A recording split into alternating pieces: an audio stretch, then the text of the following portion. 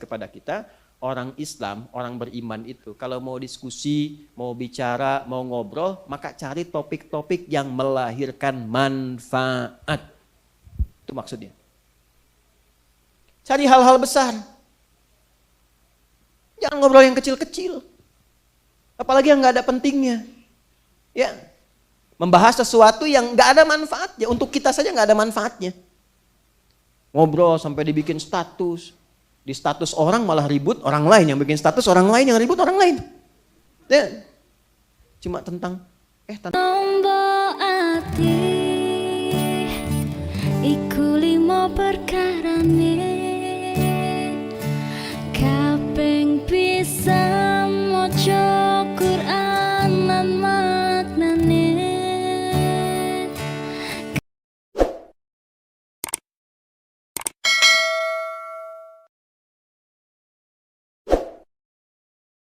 amma dari an dan asalnya begini, ma panjang, an dan ma. Ma-nya istifham untuk menunjukkan kata tanya.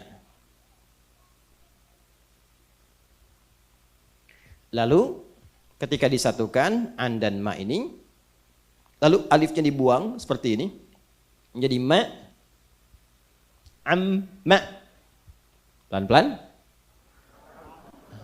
Baik, pelan-pelan, bukan diulang. Pelan-pelan, maksud saya ingin menyampaikan pelan-pelan. Amma, an ini untuk menunjukkan tentang pertanyaan atas satu topik. Biasanya diterjemahkan dari gitu kan, atau tentang. Jadi kalau ada an dalam bahasa Arab bisa diartikan dari atau tentang. Apa bedanya min dengan an? Ini agak mahal ilmunya ya. Min dengan an, sama-sama dari. Kalau min biasanya ditujukan untuk benda yang sifatnya materi. Ya, benda yang nampak. Misal, min aina hadzal qalam, dari mana spidol ini? Ya. Saya katakan misalnya minal ikhwa fil masjid, dari teman-teman dari masjid. Ini bentuknya terlihat, ada. Materialistis sifatnya. Tapi kalau an biasanya menunjukkan sesuatu yang imateri, yang bendanya nggak tampak langsung. Tentang informasi, tentang misalnya pemikiran. An madza tatasyawarun, tentang apa? Apa topik yang kalian sedang bincangkan saat ini, yang sedang didiskusikan? Itu pakai an biasanya. Maksud saya ingin menunjukkan betapa detilnya diksi Al-Quran. Kalau bukan firman Allah, nggak mungkin begini. Karena manusia itu masih tertukar kadang-kadang dalam penggunaannya. Ya. Tapi ketika ini bersumber dari Allah dan menjadi firman Allah, maka diksinya sempurna. An. Ketika menunjukkan menggunakan kata an, ini artinya ada topik yang sedang dibincangkan. Bukan tentang benda-benda materi. Jadi topiknya bukan tentang uang. Ya. Topiknya bukan tentang mobil. Topiknya bukan tentang kemewahan.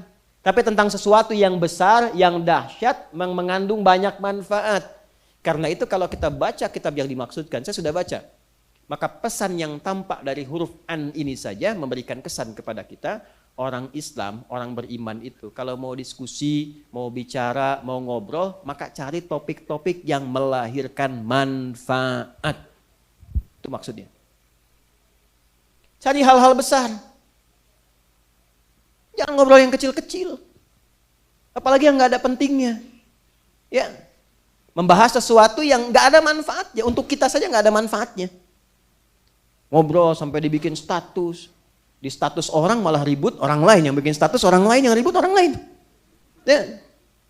Cuma tentang, tanah kusir macet ya, jawab di sini. Emang kenapa? Oh, tadinya nggak begitu, gara-gara lampu merah begini. Apakah bermanfaat pada kehidupan yang sedang dirasakan? Tidak. Di insan beriman itu ciri khasnya, kalau ngobrol apapun pasti ada manfaatnya. Itulah sebabnya kalau kita ngaji hadis itu kadang-kadang nggak langsung kepada matan, kepada isi informasinya. Sanad itu kadang penting. Ya, teman-teman pernah dengar hadis Jibril nggak?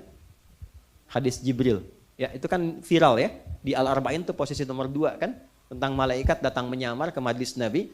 Kalau kita baca dari sanadnya itu menarik.